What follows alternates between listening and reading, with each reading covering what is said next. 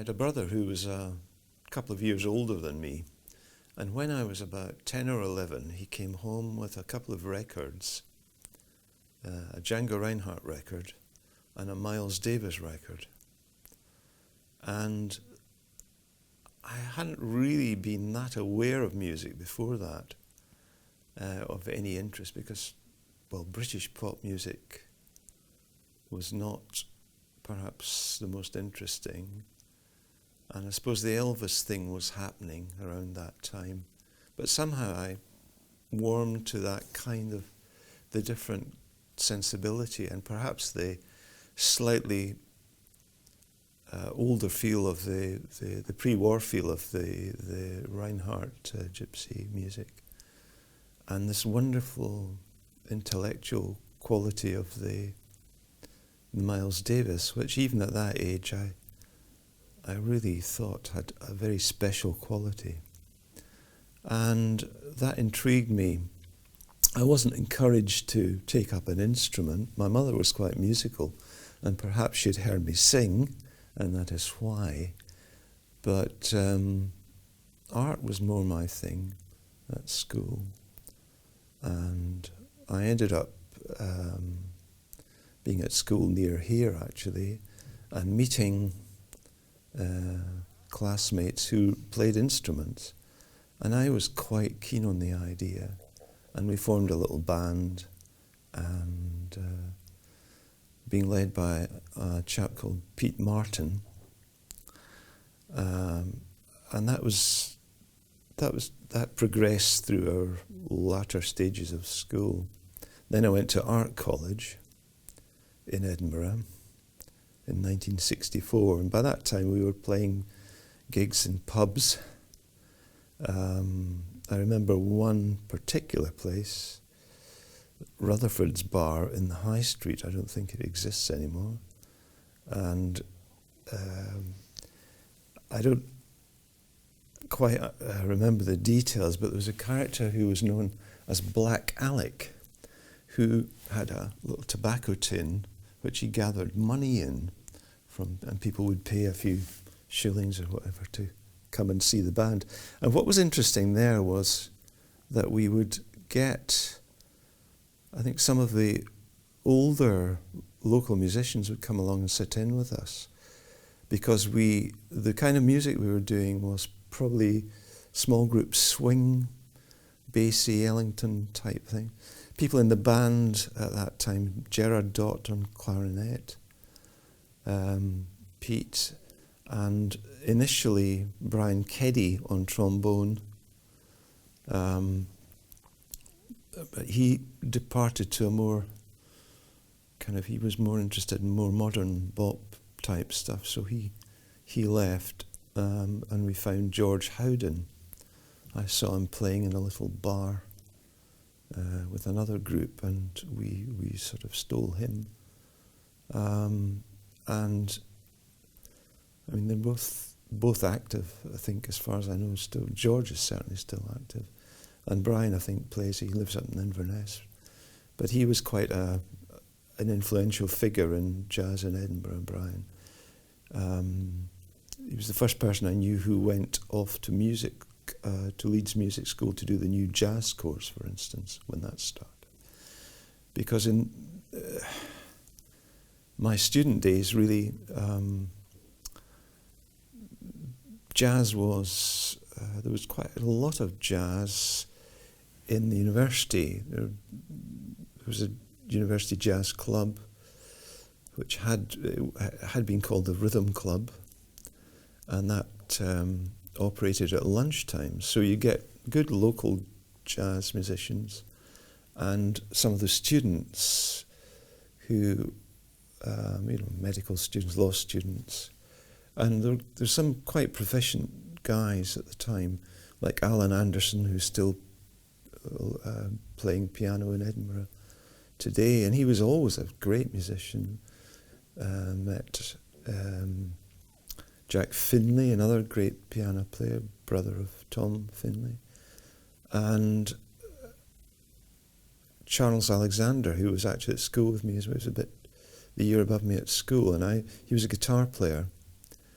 and he is a guitar player, and he had quite an important influence on me because he taught me a bit. He's the only person who really taught me anything in guitar. And he was always very influential and helpful, and pushed me into things that I was a bit insecure about, I think quite rightly, about my talents at that time. But he was very good to me.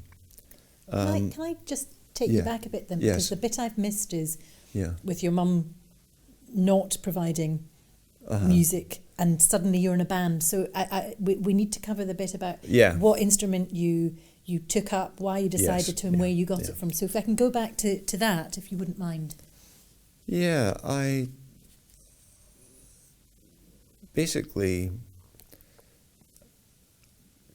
the son of a friend of my parents was in a rock band, or whatever, a beat group or whatever you called it at that time. And he gave me his old guitar. And I started sort of practicing, learning from a book. And eventually it was the typical 1950s guitar or early 60s guitar. Actually, it was the same one that John Lennon started on, which was a sort of thing that you'd buy from the back page of a newspaper made in South Africa, called a Golden Tone or something. I can't remember the name, but anyway, I started off on that, and eventually I pressurized my mother enough to get me a Hofner Senator for 16 guineas or something, and I felt I'd really arrived at that point. But yes, and that was in the Pete Martin era. So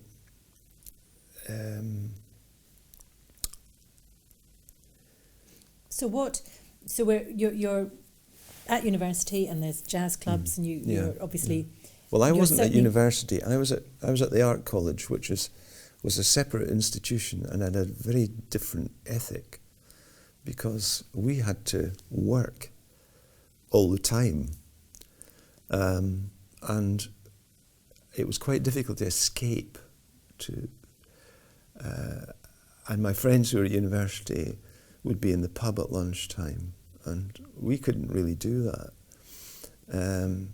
because it was quite hard physical work, some of the stuff we were doing in sculpture. So it was quite difficult to get along to do these, either play at the university or... but it was part of a milieu. The various bars where things were we would get things going, mainly in the old town, around the university, all the area which has been decimated by the University of Edinburgh. And of course it was a different time. So we played in a place called the Woolpack on a Wednesday. And there was, somebody started a little club in Waterloo Place, and it's a wonderful building at the end of Princess Street. There was a dance studio above there, run by a man called Willin T. Naylor, and various people started a little club up there. Mike Travis and Ian Kroll, drummer and bass player. And we used to play up there, and various bands played up there for a while. And then it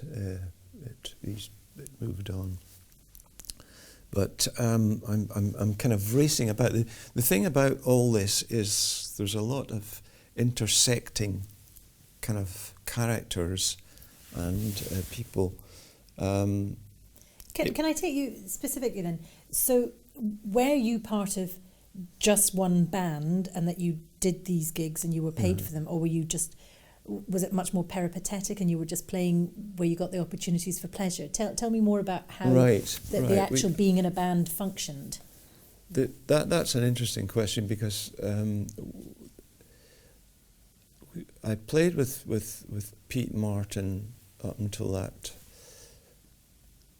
65 thing. We were very much a band, a little band, and then we diversified, and maybe they would have a piano player instead of me, and I would be doing something else. I got some gigs with a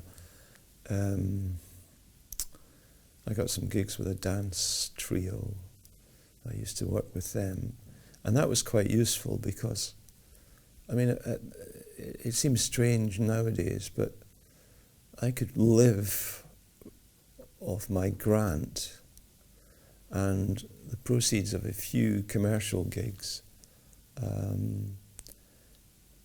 and survive with that. I didn't need to ask my parents for any money. I mean, my generation was a particularly fortunate one in that respect. We didn't have to go around sort of fighting wars, or particularly, or so we could concentrate. And having lived through the privations of the 50s in this country, which were fairly stringent, suddenly there seemed to be a sort of burst. Suddenly my parents had a nice car and things like that, and there seemed to be that kind of the early 60s, there seemed to be a sort of movement like that happening, a bit more of affluence and happening in society, and that changed, and that led to the music scene changed with that environment. And there was things like, for instance, when I went to art college, nobody was interested in jazz. None of the other students. They were very tribal. It was all very much. There would be me and one or maybe a couple of people I knew into jazz, but predominantly 90% of people were into the, Small Faces or Beatles, kind of general pop stuff, which had exploded at that point. And an interesting sideline to that, I noticed in 1965, Charles Alexander and I went down to London and we met Brian Keddy, and we went to see Wes Montgomery in Ronnie Scott's club. And that was fantastic, to see that level of artist. And by chance, we happened on Archer Street, which was the musicians' hangout, one of the afternoons of that weekend, and I saw all these little guys with trilby hats, alto cases, shorty Macs, and they were going round, and I think it was perhaps the end of the summer season, and they all looked terrified because they had had quite a reasonable living going into dance halls and things. And the dance band had finished. The dance band was over. It had been, all these places were running groups, doing beat music. So that entire sort of 30s, 40s, 50s lifestyle had just disappeared overnight, really. And I remember thinking, if I ever thought I would do this for a living, I'm not going to do this for a living, because it so depends on fashion, really. How does it change, or does it change your involvement if you have made a decision that this isn't going to be your profession, but in an extent it's another element to your life, but not the way that you're going to make your money. How does that change your engagement with it? I don't think I needed to change my engagement particularly, because here it didn't really matter, because there was a lot of people in a kind of, some of the Glasgow guys would say, oh, Edinburgh is a semi-pro town, things like that. So a lot of people were other things, lawyers, doctors, things like that. They could be very good players. I mean, there was a chap from Edinburgh, a lawyer called Pat Smythe, who, the previous generation to me, who'd gone down to London, and he was one of the top jazz players in London. So, he was able to be good enough to do that and get the right sort of work. But I think a lot of people did something else. I mean, the thing about being a musician is often the best musicians have to play music they don't particularly like to make a living. And at times in the history of music and recorded music, etc., it's been quite a good living. Recording film music at certain periods, and you think of all the, for instance, in the 70s, when the jazz, the sort of straight jazz kind of thing was plummeted, all the guys on the west coast of America, or the good guys, could get work in the studios, so it didn't really matter. People like Barney Kessel became business. He used to go around doing business consultancy, speaking and all that kind of stuff.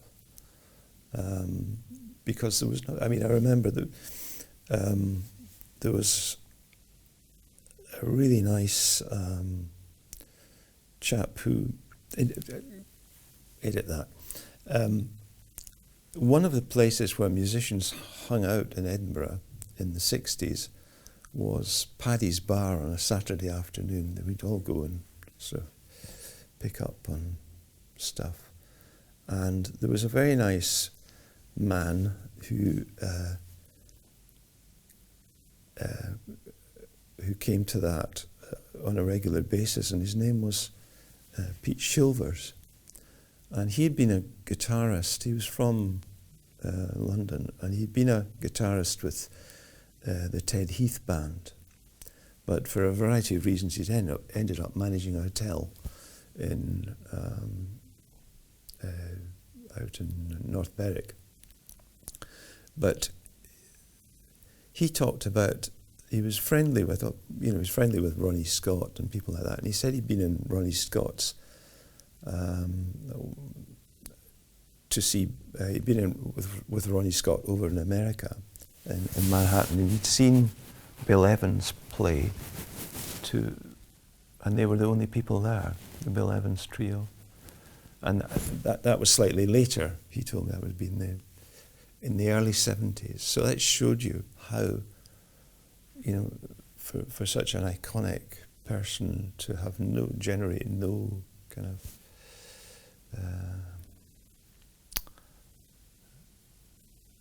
real impetus in getting bums on seats, really. And was there, you sort of talked about the Glasgow guys calling you semi-professional. Yeah. Was there a distinction made by people as to what your status was in terms of your engagement? You weren't aware of it. Nobody. No. No, it just. There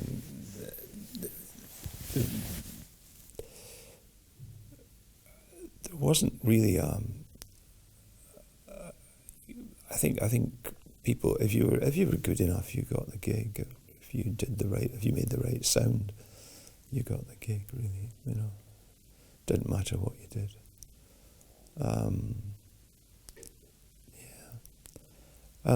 To get back to things like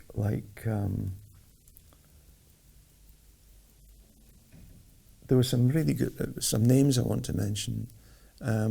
One of the bands that played in the university was led by a guy called Rod Manton, who was a medical student, and he was a very good trumpet player. And he had a good saxophone player, and it was an all-round good band. So they were something to aspire to. So there was quite a bit of stuff like that you could hear on a fairly regular basis. So I suppose, in a sense, you didn't feel that because you weren't a music student, you weren't a legitimate player on your instrument or whatever. Because yeah. And how did you get gigs? What was the? How were you? Was it very informal, or were there people who were sort of actively, sort of setting? Were there agents effectively? I can remember one story. I was walking down the Mound with my new Hofner Senator in a brown sort of cloth case, and a large car screeched to a stop, and a big man came out, and he said, "What are you doing on Saturday?" And this was none other than a man called Cam Robbie, who used to organise kind of society gigs in Edinburgh, sort of dance things. And I declined his offer because I think I could only play 3 chords at that stage. But no, it was just through word of mouth, really. I didn't have a telephone for many years. I don't know how people contacted me, So, but I worked with, you just the way people network, and it wasn't networking in this kind of way that, this kind of very way it is now. It was quite a casual thing. I mean, I think the good thing about the 60s was, it was, we hear about another word, inclusive. It was really, people didn't care. I mean, in the art business, you could walk into galleries and places and talk to artists in a way, and same with musicians to a certain extent. You could have a relationship with people, a more informal kind of relationship, rather than, it's not so guarded as it is nowadays. And I think there was quite a lot of interaction between the art world and the music world. For instance, we at the Art College had a contemporary music society. We started in the late 60s. And that was quite interesting because mainly Alan Johnson, who's quite a well-known artist now, and Graham Murray. And Graham used to run he was a student with me in sculpture, the Art College, and he ended up running the fruit market gallery for quite a while. And he was a good organizer. They were interested in free music, which was another thing that happened in the 60s. And we brought up people like Derek Bailey, Evan Parker, John Stevens, all the guys, Trevor, the alto player, his name escapes me, who's still playing, he's the 80s. But that was quite an interesting time. And some of these networks remained open, and Evan Parker is still active with, involved with these guys. And there are, perhaps I should mention other people like Ian Crowell, who was a bass player in Edinburgh. He was also a journalist, a bit older than us. And he had a band, he started a band called Jazz Nexus with Brian Keddy. And they were interested in kind of Mingus kind of music, that kind of thing, Monk Mingus, kind of bop, or more quirky kind of post-box stuff, and combining it with more contemporary sounds. And I was brought in on electric guitar to do some of that, and that was quite an interesting band. And Ian was a very interesting bloke.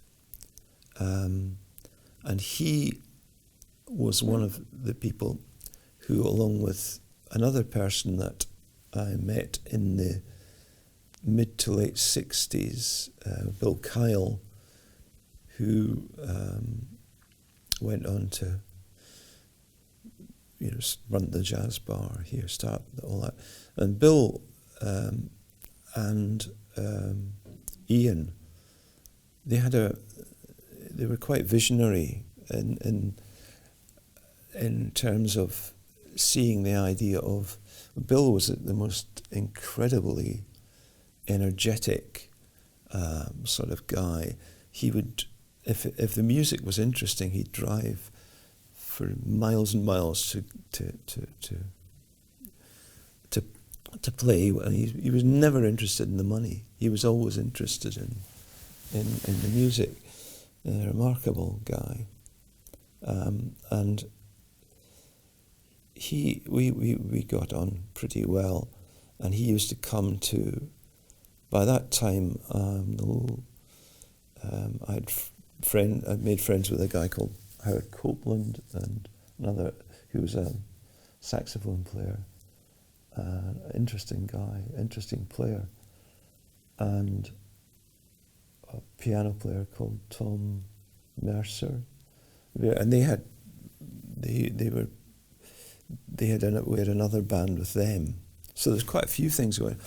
And Howard was in Nexus, Ian Crowell's band, and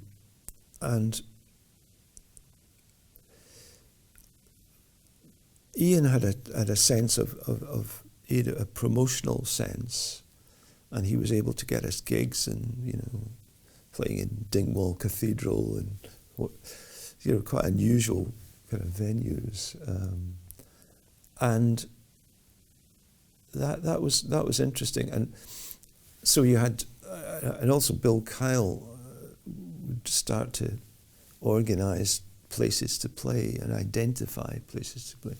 And at that time, there was a start of little theatres. We already had the Traverse in Edinburgh, but there were little theatres springing up around. There was public money available to arts things. It wasn't in this, incredibly sort of strictured kind of sense that perhaps it can be nowadays. There's public money in the arts. It's very channeled and very, it's another story really. But at that point there was, people would try things and see what worked, and if art centres and little theatres, if jazz worked or some sort of music, they would be interested to put it on. And Bill and Ian and Jack Finlay started Platform, which was an organisation of sort of like minds who wanted to develop their kind of this network of places to play, and it was a remarkable achievement. I think Bill had the kind of vision that it could work, that it could happen, and he was always trying to expand things. Ian was very good at sort of seeing what would work and getting it done, and he ended up going down to Manchester, and he ran for many years the Band on the Wall, the jazz venue there. There was an interesting thing happened on Dundas Street, or Hanover Street, called the Pool Lunchtime Theatre. And that was opened by, one of the people was John Cumming. Now, he was just a young guy from Edinburgh who was interested in theatre, and he was also interested in jazz. Pete Martin met him on a train once, and they got talking. And he was quite a young lad, but they were going to a jazz festival. So they kept in touch. Now, John Cumming, along with another theatrical-y type guy, opened this venue, and it, I suppose, was, I don't know if it had happened anywhere else, but it was the first sort of pie in a pint kind of, I don't think there were pints, but there was lunchtime theatre, and it was a fantastic idea. And we used to play in evenings there. And that became quite an interesting venue. They had some really interesting, Nexus would play there. And also the first version of Head, Bill Kyle's band, Head. And John Cumming went on to be an organizer, festival organizer down in London, and he was quite an important guy. The first guitarist in Head was Charles Alexander, and when Charles went down to work in the Jazz Centre Society, which was the sort of jazz network in London, which was opening up at that point,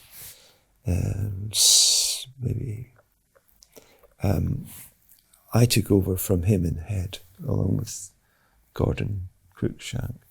Now, Bill had taken Head to Dunkirk, the 71, I think it was, Jazz Festival in Dunkirk, and they'd won first prize in that festival.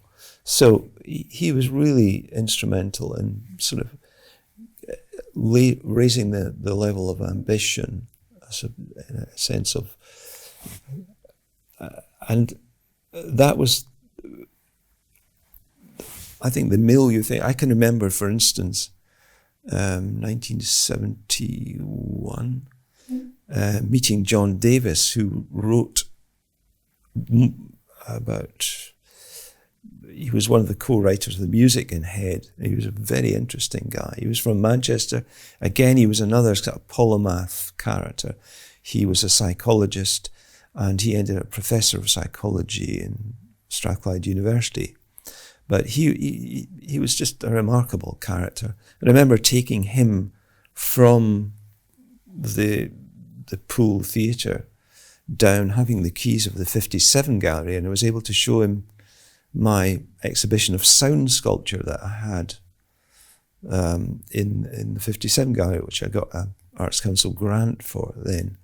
And these days, you were awarded grants, you didn't apply for them. So that was, it was a very, I mean, for me, it was a fantastic time, because I was able to, do this music, and just, there was a lot going on.